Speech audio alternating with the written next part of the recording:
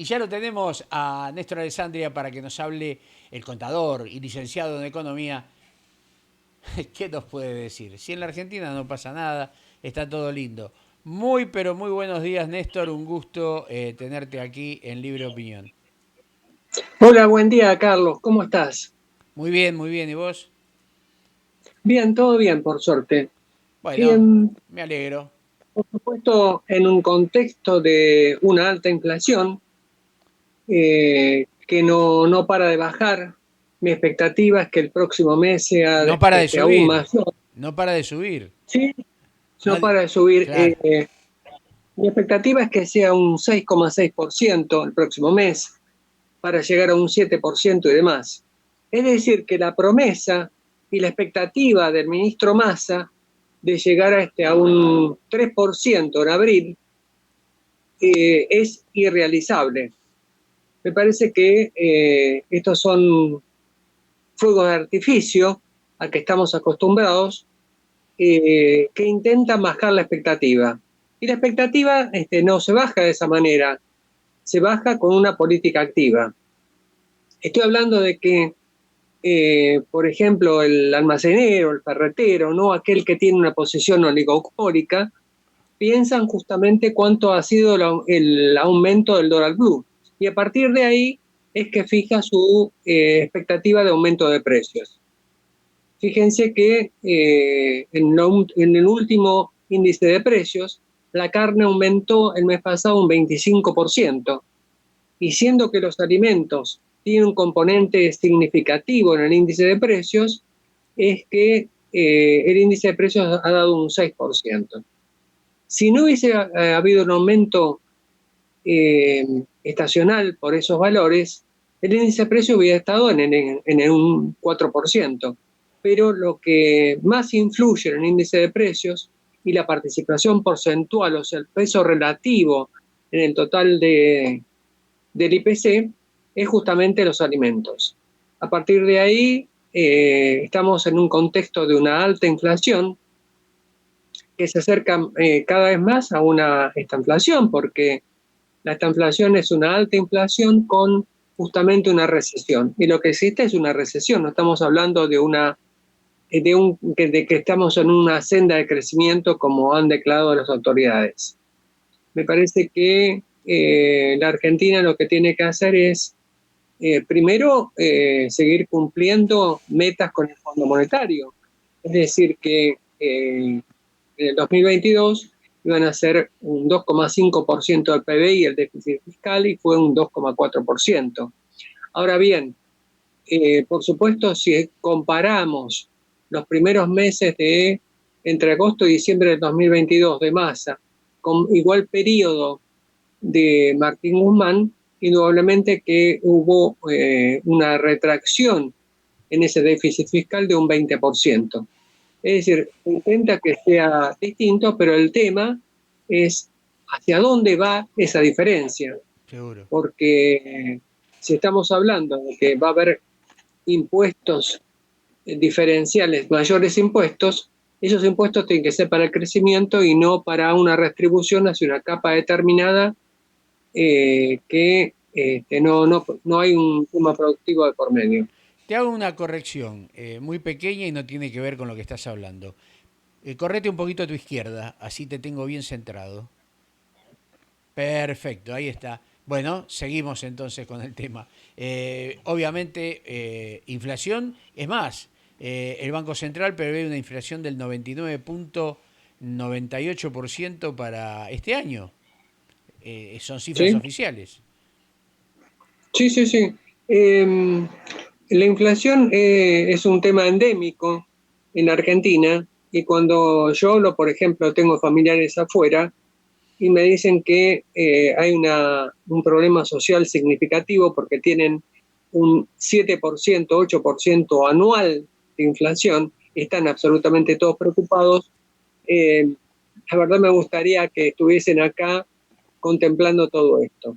Perdón, ¿puedo decir dónde está tu familia afuera? Sí, por supuesto, sí, sí, en Canadá. Estamos hablando de Canadá, ¿no es cierto? Sí, sí, estamos hablando de Canadá. Sí, sí, sí. Una economía acomodada, criteriosa, Más allá que podemos disentir con el tema social en cuanto a aborto, en cuanto a libertades y demás, que es vox populi en el mundo, pero donde debemos decir que es un país ordenado, respetuoso, y con serios problemas climatológicos, porque hay que vivir en Canadá con el clima que tiene, ¿no? Absolutamente. Lo que pasa es que hay un respeto alto hacia la gente, cosa que acá no existe en la Argentina.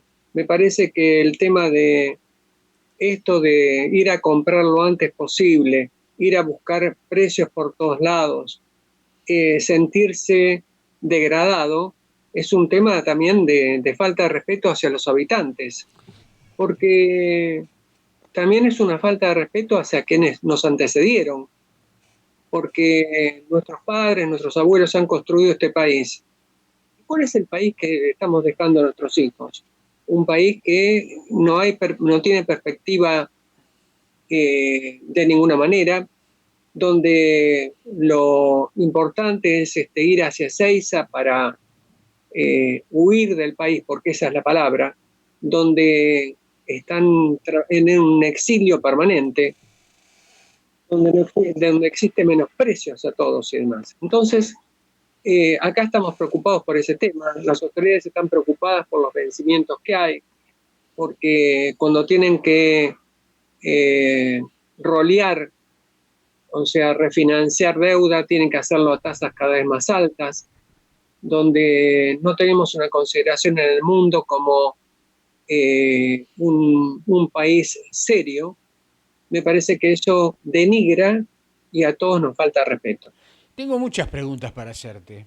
Sé que el tiempo es exiguo, pero vamos a tratar de sacarlas en tiempo y forma. Primero, ¿qué opinión te merece más allá de lo social, que es justo, estas 800.000 nuevas jubilaciones?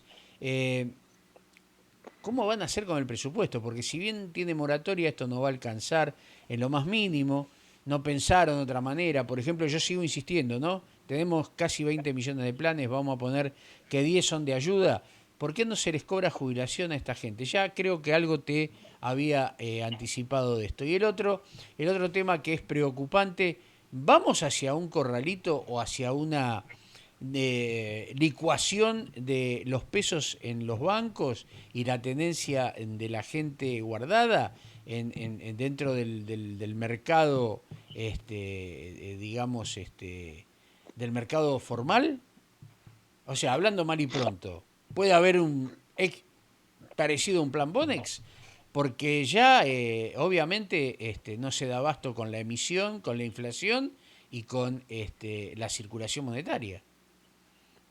Yo creo que lo que va a haber va a ser un blanqueo en principio para llegar divisas al Banco Central. ¿Otra vez? Me parece. Yo creo que sí, yo creo que va a haber un blanqueo y de hecho en el mercado se está hablando mucho de este tema.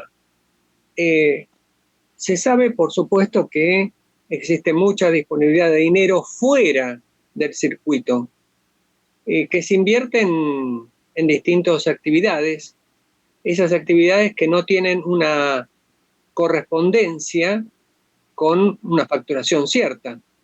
A ver, por Por ejemplo, ejemplo, por ejemplo, el tema de construcción. o el El tema de boom, construcción, o el boom de los, eh, perdón, o el boom de los sí, restaurantes, el boom de los restaurantes. exacto, exacto. Por ejemplo, la construcción, donde nadie pone a disposición cuánto es el tema de la cantidad de arena que se baja, la cantidad de ladrillos. Es decir, hay todo un submundo que está fuera del circuito legal. Eh, por ejemplo, el tema de la pesca, donde se declara que se pescó el 50% de lo que realmente sucedió. Es decir, que lo que está fallando es el Estado, porque hay un Estado ausente donde existen normas que son laxas. Y el Estado no se preocupa justamente por investigar a aquellos que tienen esa detentación de poder. Me parece que lo que se está haciendo es instigando a aquellas empresas que intentan trabajar Y aquellos que tienen algo informal, aquellos que tienen algo con subsidios y demás, no se los toma en cuenta.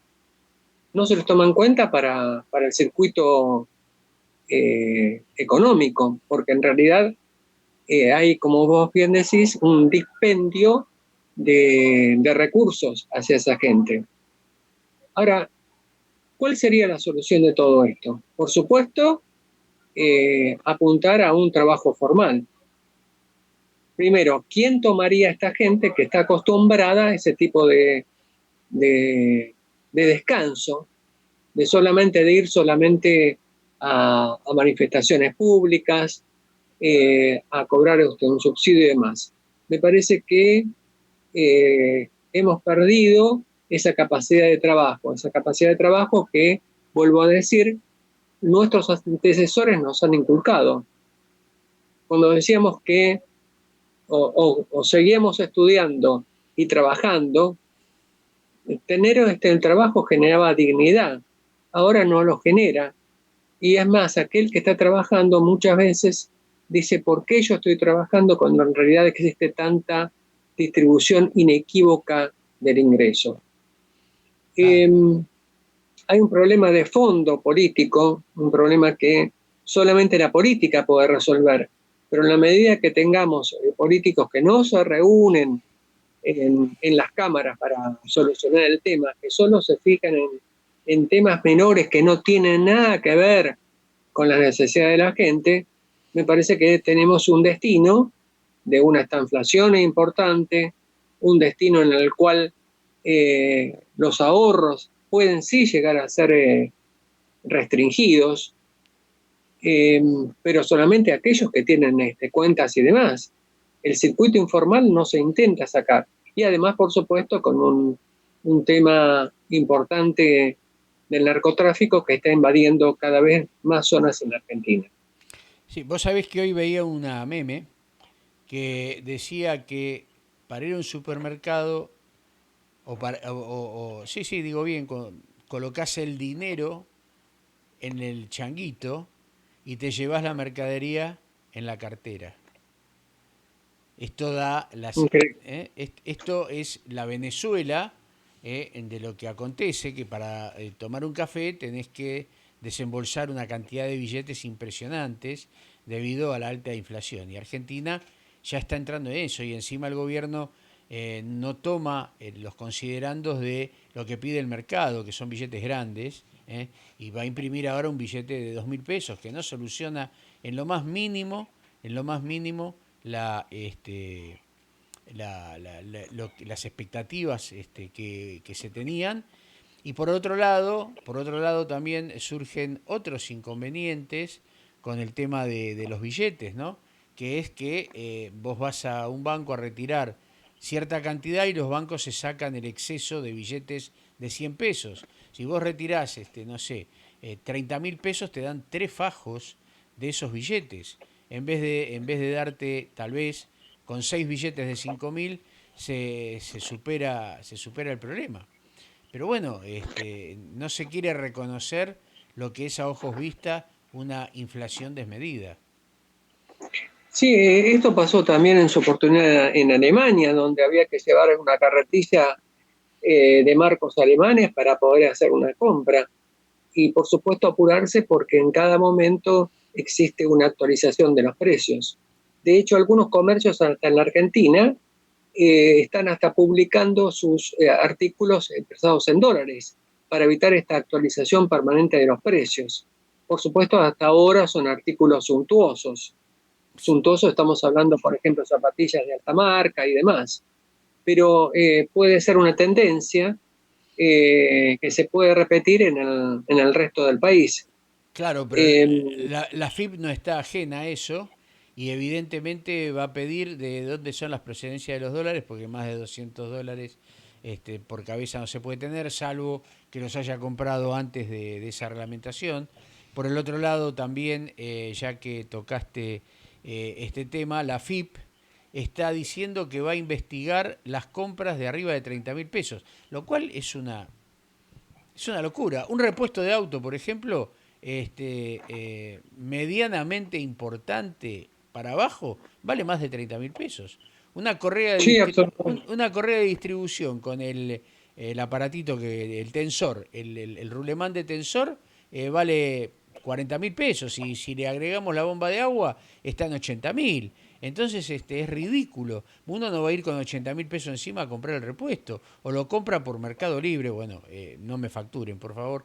Y lo compra por Mercado Libre con una tarjeta de débito o con una tarjeta de crédito. Exactamente, exactamente. Hay una distorsión de precios relativos donde justamente la autoridad de aplicación no entiende cómo es el sistema.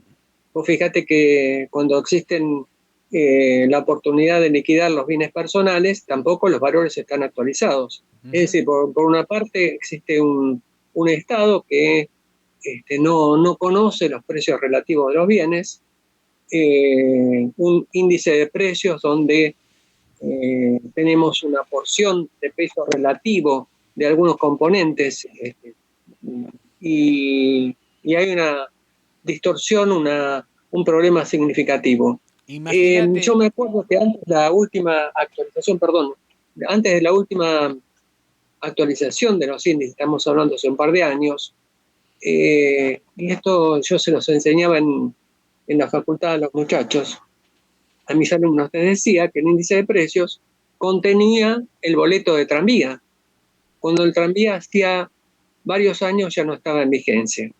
Eso desnaturalizaba el índice y provocaba justamente una distorsión importante.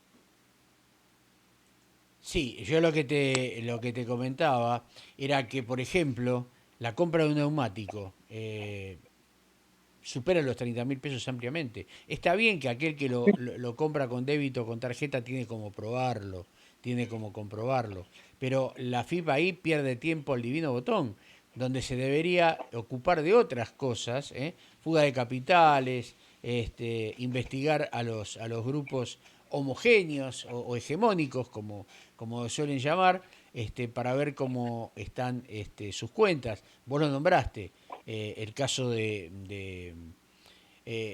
la construcción, el caso de la pesca, el caso de los restaurantes, que se prestan para lavado de dinero.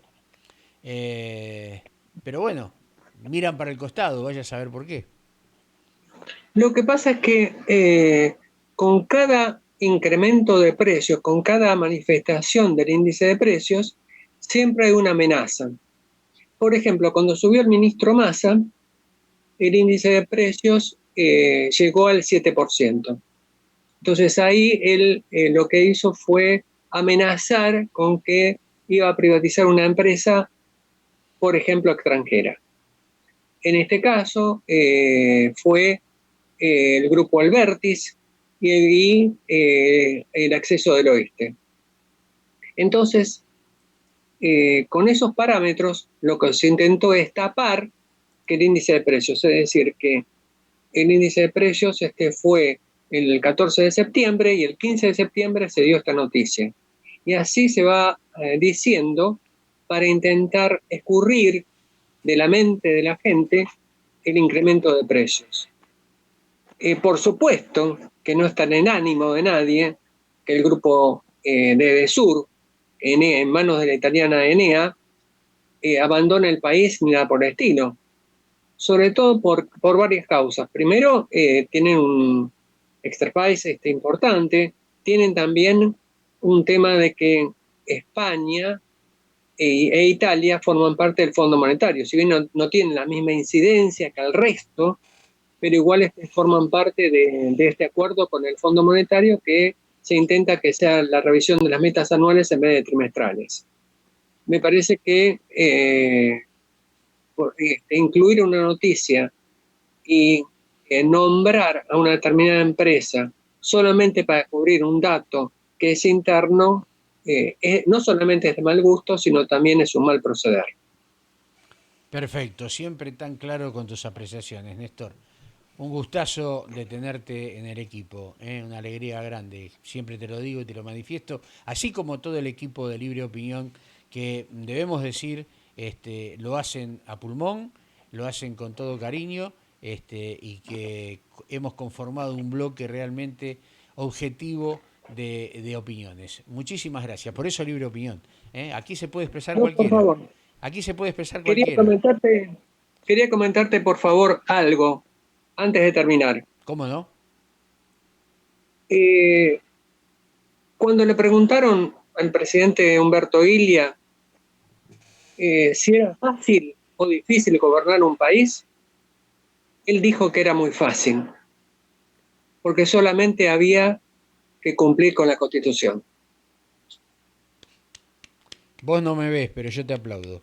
Y aplaudo a Arturo Humberto Ilia, un señor presidente. Tuve la bendición de conocerlo personalmente, yo era muy chiquito, cuando fuimos a visitar en el colegio primario y luego en el secundario la Casa Rosada. Me pareció, pese a mi temprana edad, una persona excelente. Y lo demostraron los números luego a través de los años. Creo que fue el mejor presidente argentino que tuvimos desde la década del 60 a la fecha. El mejor, ¿eh? Sí, El mejor, el mejor. Así que nuestro recuerdo para él, que se fue con menos de lo que tenía. absolutamente. Un abrazo, Néstor, gracias por recordarlo. Otro, al contrario, por favor, a ustedes. Seguimos aquí en Libre Opinión, gracias a Néstor Alessandria, que nos dio una clase de economía y de lo que está aconteciendo en el país. Los invito a una pausa y vamos a darle paso a aquellos que auspician Libre Opinión, por supuesto, y luego vamos a estar con el panorama internacional que hay de todo como en botica. Pequeña pausa y enseguida estamos aquí en Libre Opinión con nuestra publicidad y nuestros auspiciantes. Allí estamos.